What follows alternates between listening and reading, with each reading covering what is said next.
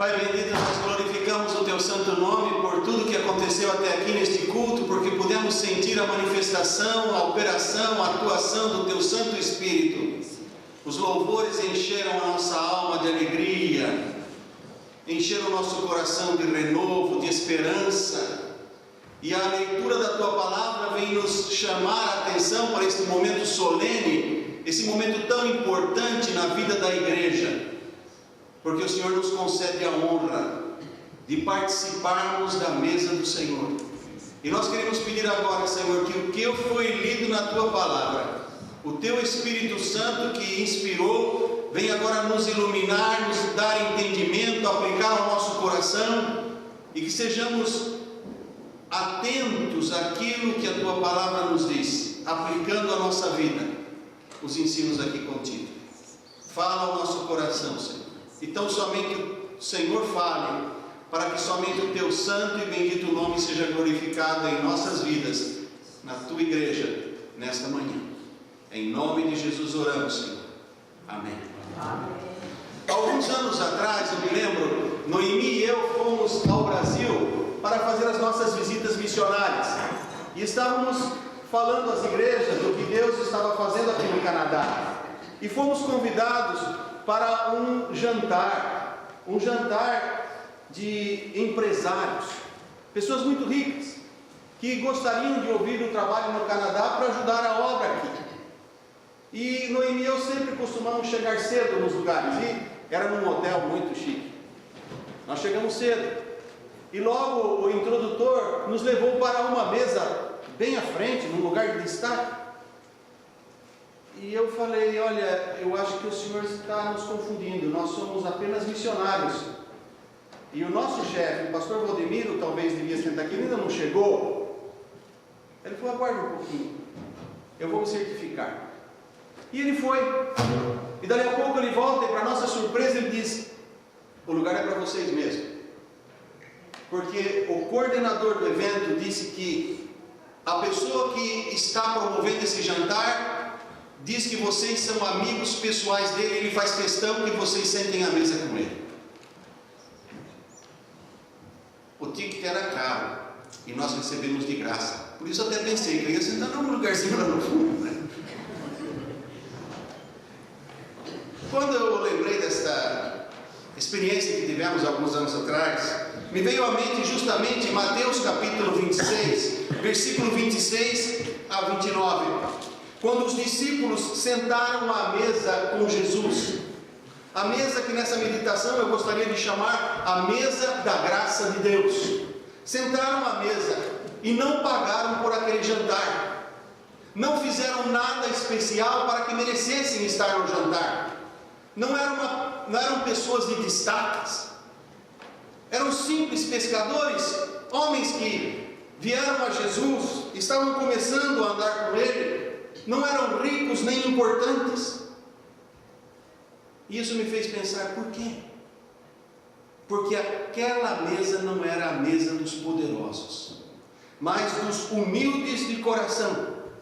Não era a mesa dos importantes, não era a mesa dos grandes, mas a mesa da graça de Deus. A mesma mesa que nós hoje participaremos. E nessa mesa nós aprendemos que não podemos e não devemos, não podemos permitir vaidade no nosso coração com referência à nossa condição espiritual. Pensarmos de nós mais do que devemos. Isso aconteceu com os discípulos. E se não cuidarmos, pode acontecer conosco também. Vejam no quadro, Lucas capítulo 22, versículo 24. Nos diz que logo depois de comerem o pão e beberem o vinho, Jesus, sentado à mesa com eles, houve também entre eles contenda sobre qual deles parecia ser o maior. Pode imaginar? Eles estavam à mesa com Jesus, à mesa da graça de Deus, convidados não porque fizeram alguma coisa especial, alguma obra, porque tivessem merecimento. Foi por graça, bondade, misericórdia. Então todos estavam nivelados no mesmo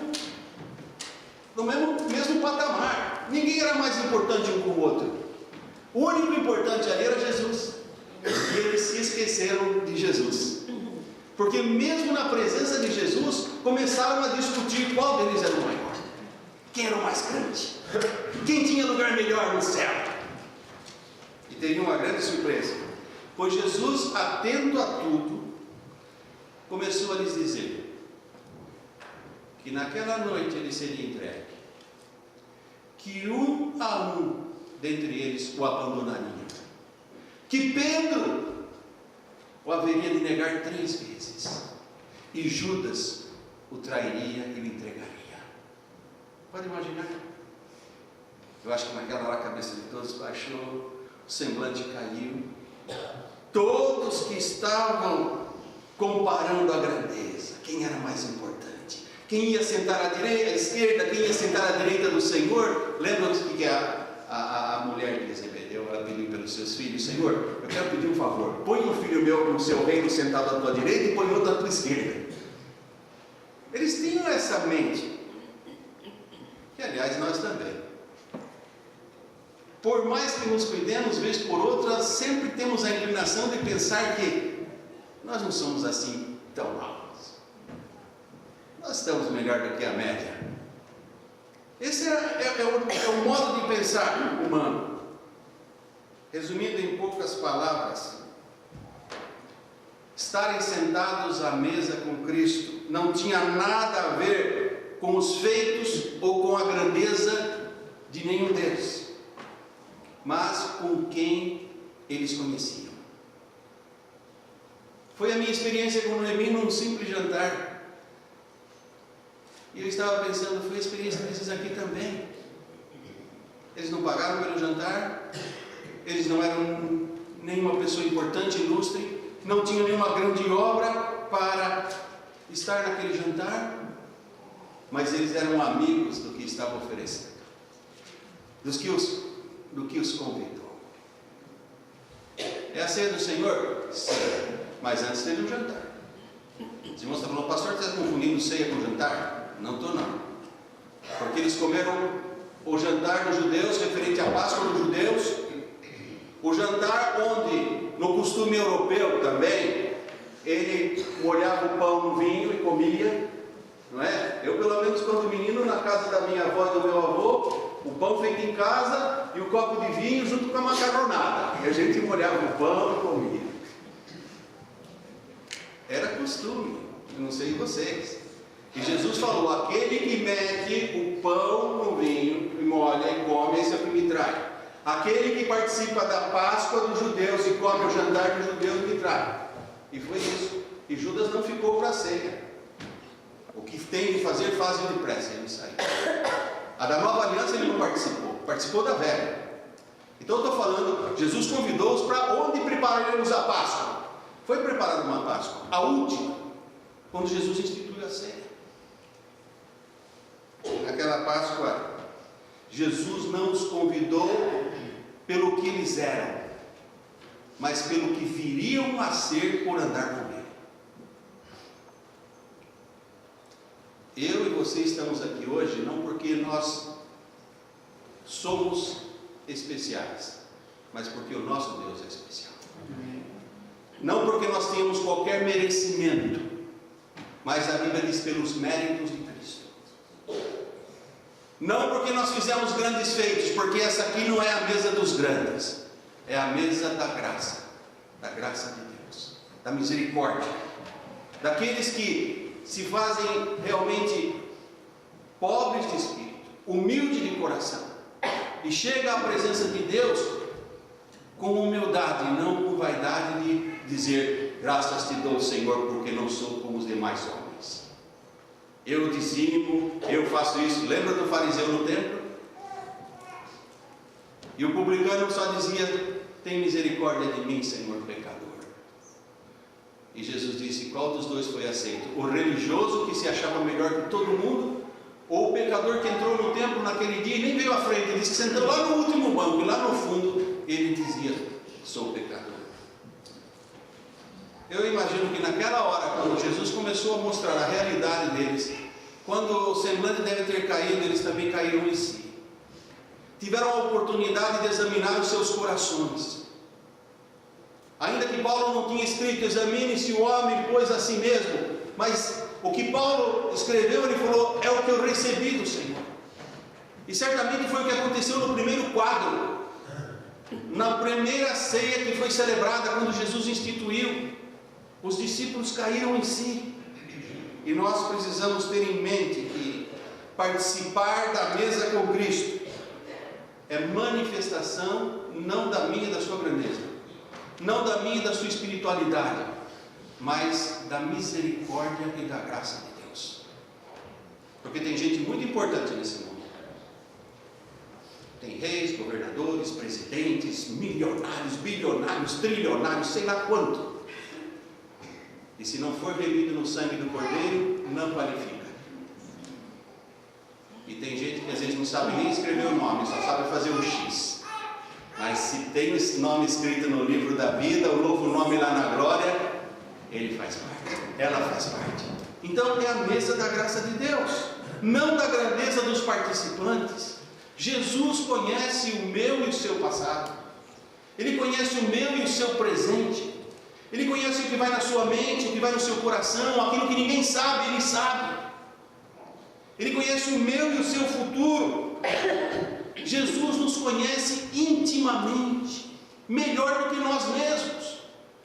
Porque a Bíblia diz que enganoso é o coração, quem o conhecerá? Quer dizer, nem eu conheço o meu coração, nem eu conheço aquilo que eu sou capaz de fazer.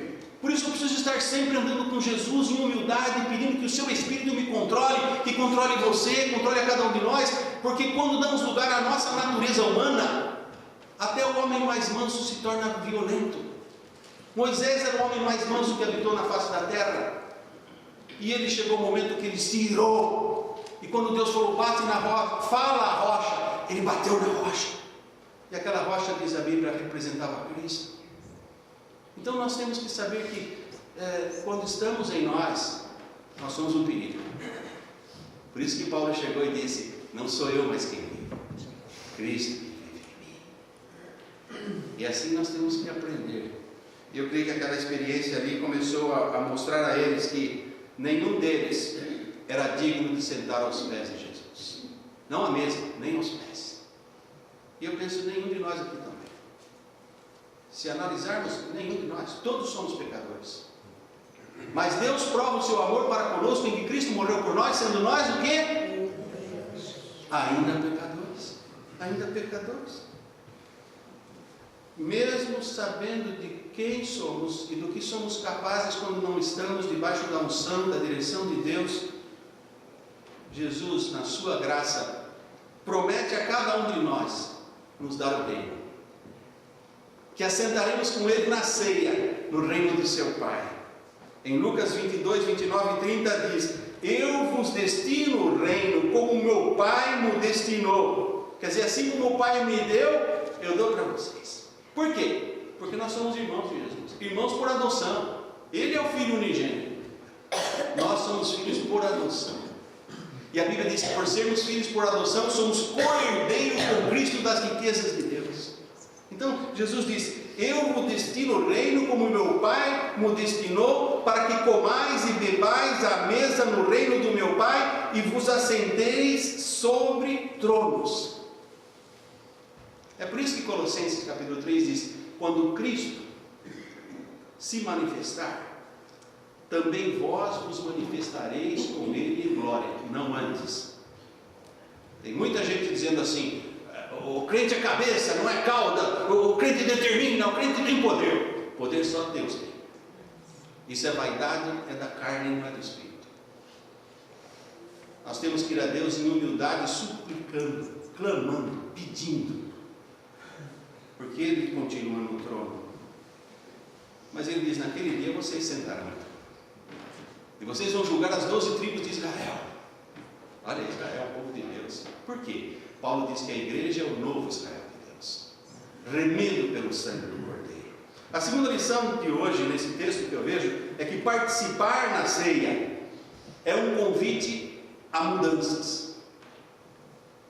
É um privilégio, é a graça de Deus, mas é convite de Deus a mudanças.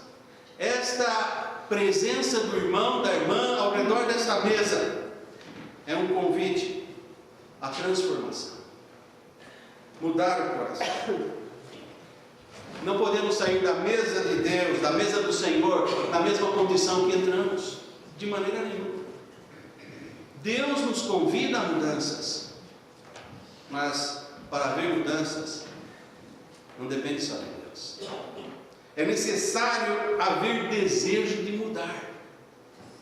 Se o coração do homem, se o coração da mulher, se o coração do jovem, se o coração do ancião não está inclinado a mudar, se está satisfeito a ser como é, se está feliz de ser como está, nem Deus pode fazer nada por ele. Porque Deus respeita o livre-arbítrio. Deus criou o homem à sua imagem conforme a sua semelhança. Deus não criou bonecos, não criou robôs. Deus criou seres que têm direito de escolha. Por isso que lá no Gênesis ele disse: se comer desta árvore, você certamente morrerá. Morte espiritual. Você vai mostrar que não é mais meu amigo. Você me desobedeceu. O nosso relacionamento vai estar quebrado. Porque Deus não disse, eles não vão comer porque eu determinei. Não, Deus deu a livre escolha. Ele também dá livre escolha para você provar que o ama. Amor só tem valor se brota do coração.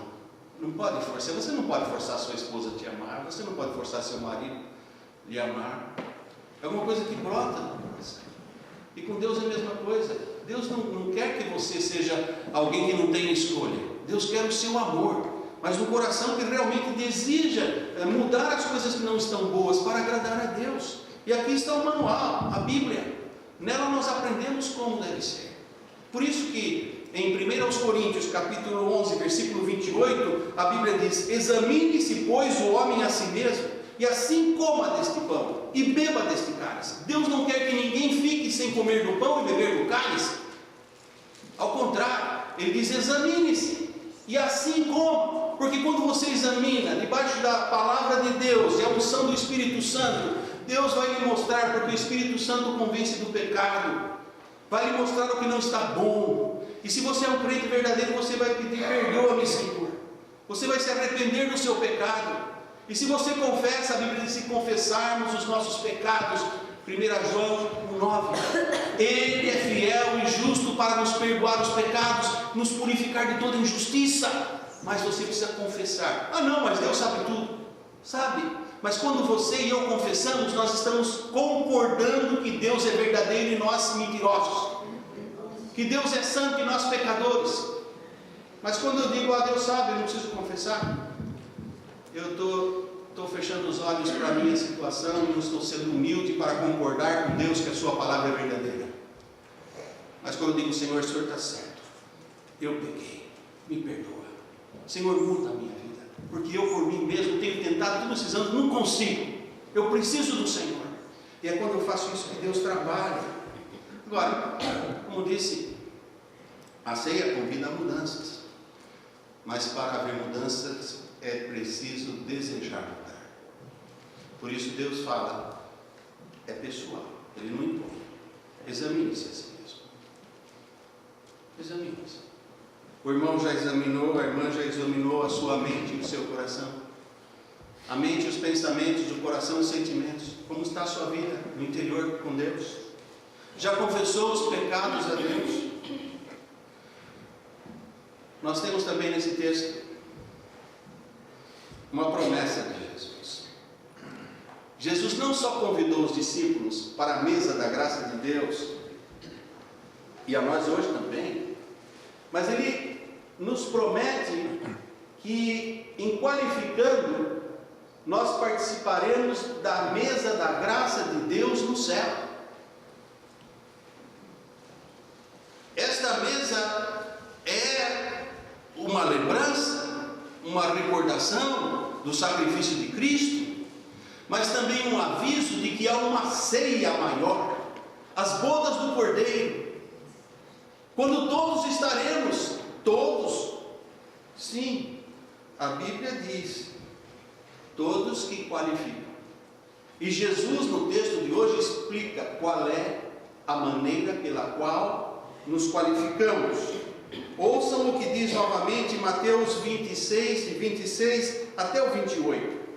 Enquanto comiam, Jesus tomou o pão e, abençoando-o, o partiu e o deu aos discípulos e disse: tomai e comei, isto é o meu corpo. E tomando o cálice e dando graças, deu-lhe dizendo: bebei dele todos, porque isto é o meu sangue, o sangue do Novo Testamento, que é derramado por muitos para a remissão dos pecados. Versículo 28. Para a remissão dos pecados. Somente pela remissão dos pecados nós participaremos da grande ceia naquele dia, quando Jesus disse: não beberei mais do fruto da vide até aquele dia em que beba convosco novamente no reino do meu Pai no céu. A pessoa pode até participar da ceia aqui na igreja ou nas igrejas, mas se não for remido pelo sangue de Jesus Cristo, se a pessoa não foi purificada pelo sangue do Cordeiro, se a pessoa não se alimentar do pão da vida que é Cristo, se ela não deixar o seu estilo de vida carnal, mundano, sem Deus, para aceitar o estilo de vida de Jesus, abandonando a vida longe de Deus para andar com Deus, essa pessoa não estará na mesa de Deus no céu.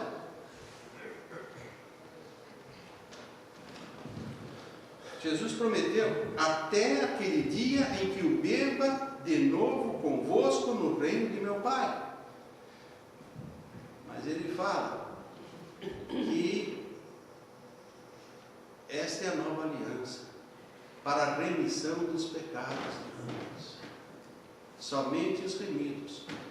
Na igreja, no mundo em que nós vivemos, onde o que manda é o que vemos, muitas vezes, a Bíblia diz mesmo assim: o homem vê a aparência, mas Deus vê o coração.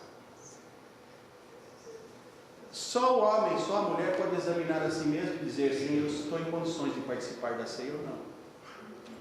Mas nisso tudo, pessoas que não estão aptas podem até participar, porque não cabe ao pastor dizer: você participa, você não participa, os diáconos servir o pão para um, não servir para outro. Não.